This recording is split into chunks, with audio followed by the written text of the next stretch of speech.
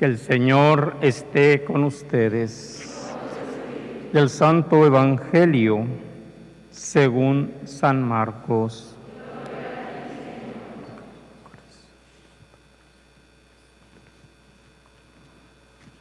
En aquel tiempo Jesús dijo a sus discípulos: todo aquel que les dé de beber un vaso de agua, por el hecho de que son de Cristo, les aseguro que no se quedará sin recompensa. Al que sea ocasión de pecado para esta gente sencilla que cree en mí, más le valdría que le pusieran al cuello una piedra, una de esas enormes piedras de molino, y lo arrojaran al mar.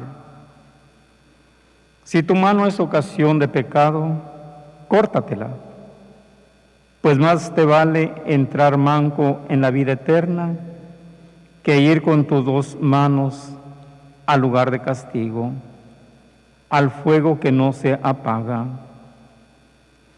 Y si tu pie es ocasión de pecado, córtatelo, pues más te vale entrar cojo en la vida eterna que con tus dos pies ser arrojado al lugar de castigo.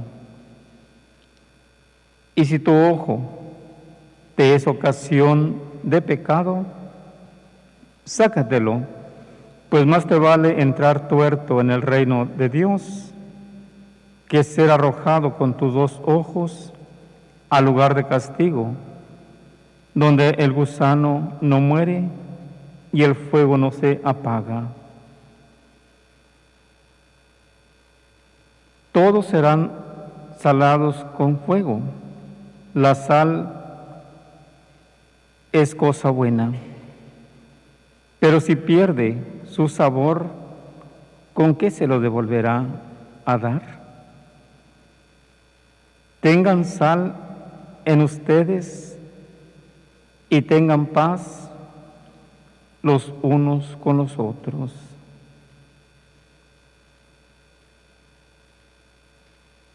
Palabra del Señor. Pueden sentarse.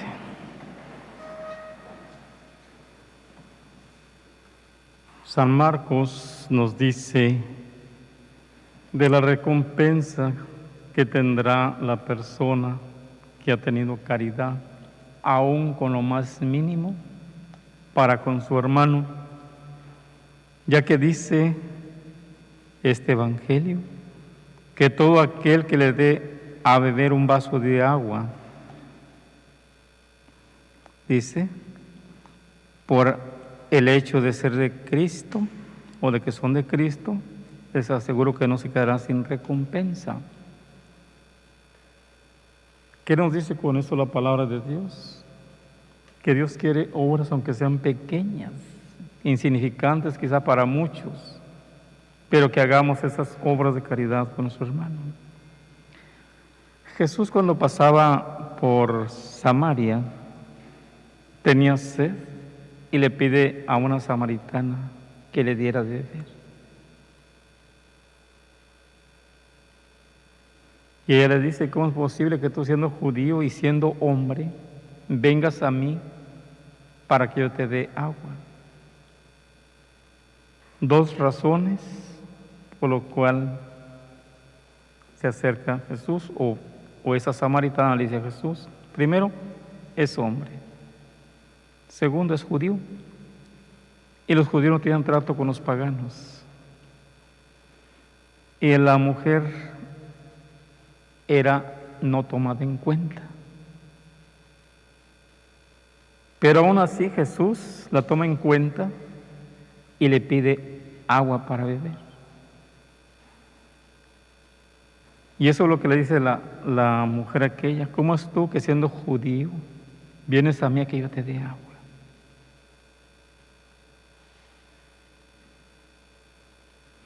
Jesús no se humilla ante esta mujer, sino que la hace sentirse tomada en cuenta.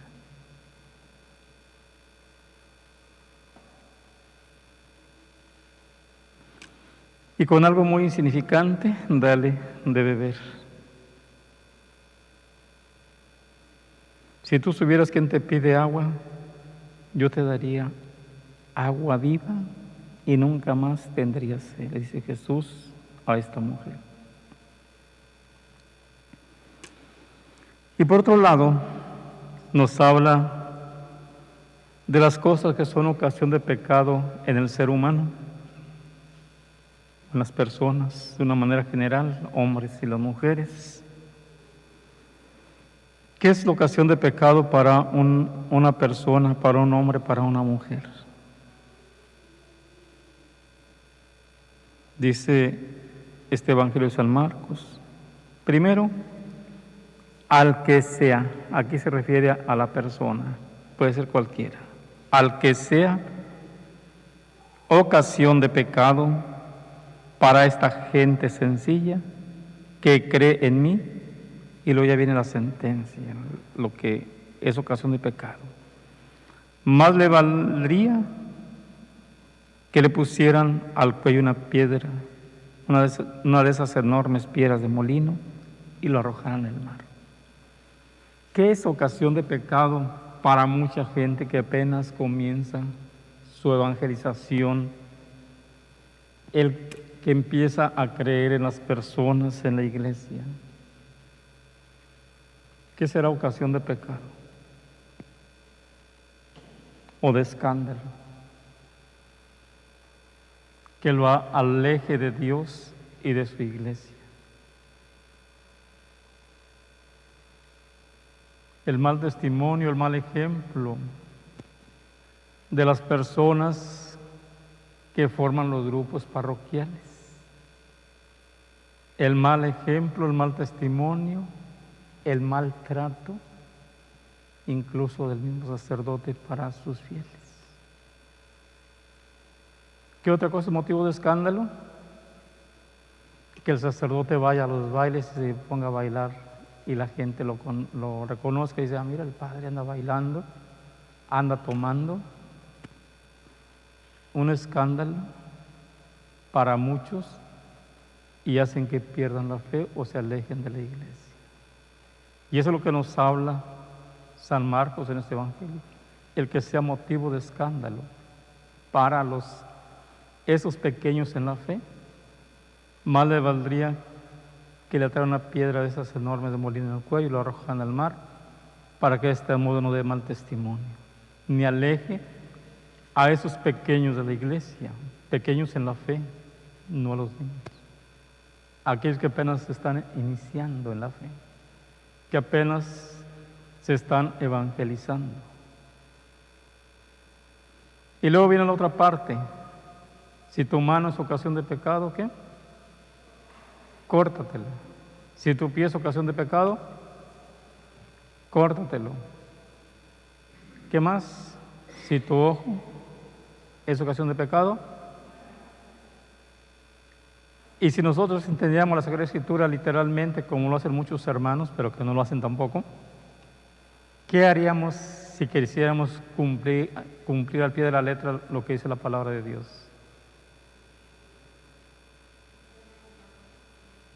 Pues nos haríamos picadillo, porque todo lo que sea cuestión de pecado, córtalo, córtalo y córtalo.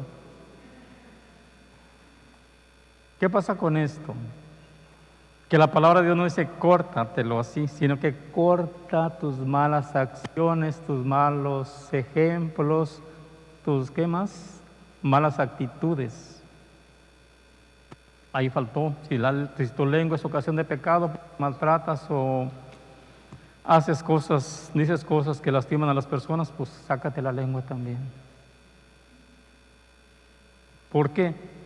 Porque muchas veces las actitudes dañan más que el mal físico. Ocasión de pecado a la mano, que estiras tu mano a llevarte lo que no es tuyo. Ocasión de pecado. Tus pies te llevan a lugares donde no debes de ir, pero que ahí vas.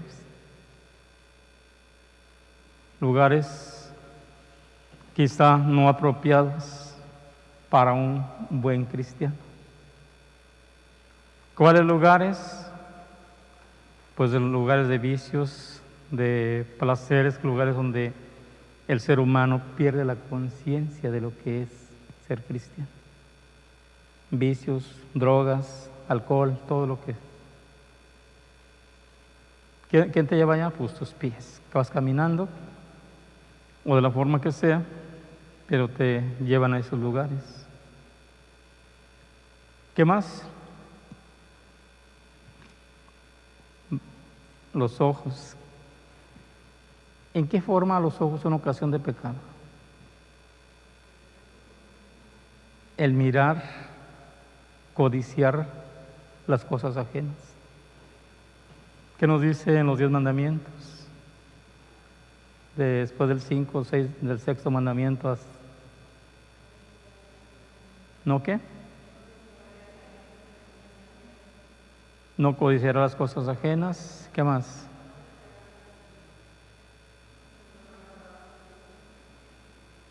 ¿No qué? Y tampoco no desear a la mujer de tu prójimo. Una persona que está ciega, ¿mirará todo eso? Pues no mira. O sea, no te está diciendo que no vea las cosas, sino que no te dejes llevar por las cosas del mundo. Cuando hablamos de la creación, yo una vez comentaba que Dios creó todas las cosas bellas para que el ser humano o el hombre, porque así lo dice la palabra de Dios, menciona la palabra hombre, no mujer o así, para que el hombre admire las cosas bellas que Dios creó, la naturaleza, todas las plantas, árboles, los animales, las aves. Y entre esas cosas bellas que Dios creó, ¿qué está?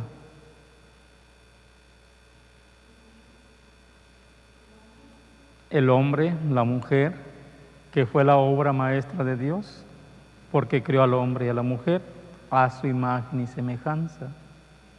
Entonces el hombre puede admirar a la mujer, deleitarse con su belleza, con la naturaleza también, pero una cosa es admirar, mirar y admirar, y otra cosa es dejarse seducir. Es diferente. Es como el arte. ¿Cuántas personas hacen obras de arte muy hermosas, de diferentes cosas? Pero una cosa es admirar el arte y otra cosa es pensar mal de aquello. ¿Las pinturas de quién? De la iglesia, las pinturas donde pintan los ángeles.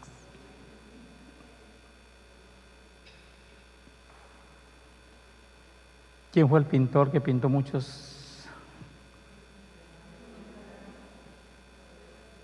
Un artista muy famoso.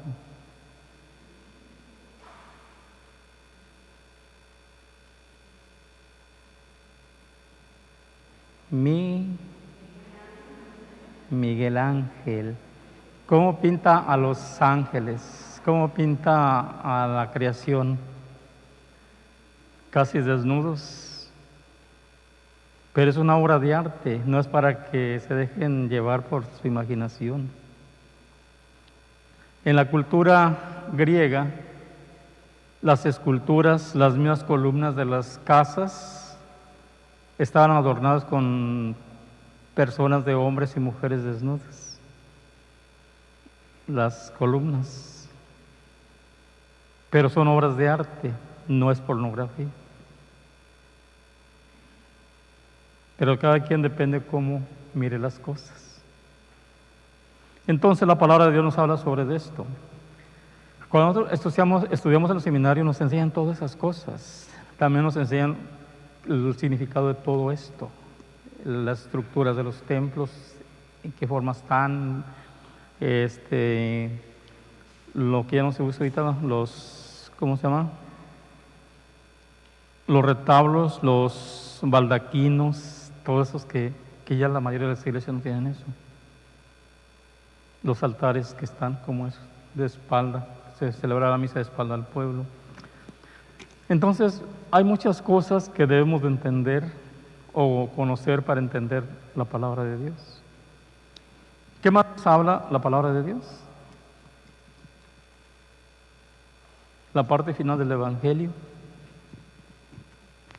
¿Qué nos dice la parte final de este Evangelio? ¿Qué es tener sal? ¿O para qué sirve la sal? Para darle sabor a la comida. Si ustedes hacen una comida que no tiene sal, pues no les va a gustar.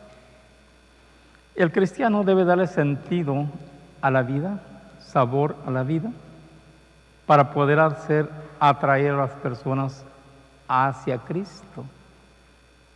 Si el cristiano pierde ese sabor, ese entusiasmo, ¿cómo puede convencer a las personas para seguir a Cristo? Hoy precisamente estamos hablando sobre eso en los cursos que tenemos ahí. El sentido de las cosas, los dones, las cualidades que Dios nos da. ¿Para qué son? ¿Para guardarlos o para ponernos al servicio de los demás? La luz, ¿para qué se enciende? ¿Para meterla debajo de una olla de la cama? ¿Para que alumbre? ¿Para que esté oscuro? La sal, ¿para qué sirve? Para dar sabor a los alimentos. Pero si no se le pone sal, ¿qué pasa? Dice así, el buen cristiano debe darle sentido y sabor a la vida para que la gente que no vive, no conoce su fe, le encuentre ese sentido, ese sabor a aquello que está realizando o a aquello que está recibiendo.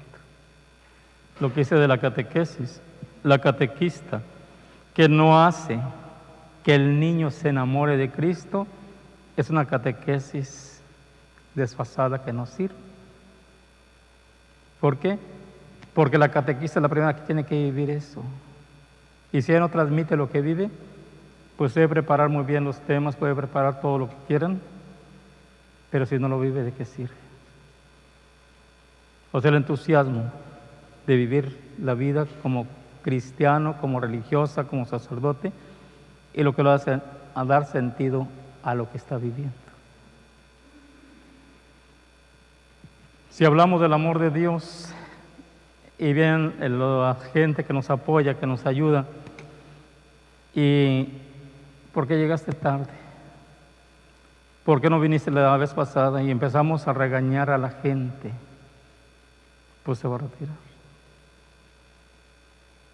¿Por qué? Porque hablamos del amor de Dios, la caridad, a ese amor fraterno hacia todos, pero no se ve por ningún lado cuando regañamos a la gente y la tratamos mal.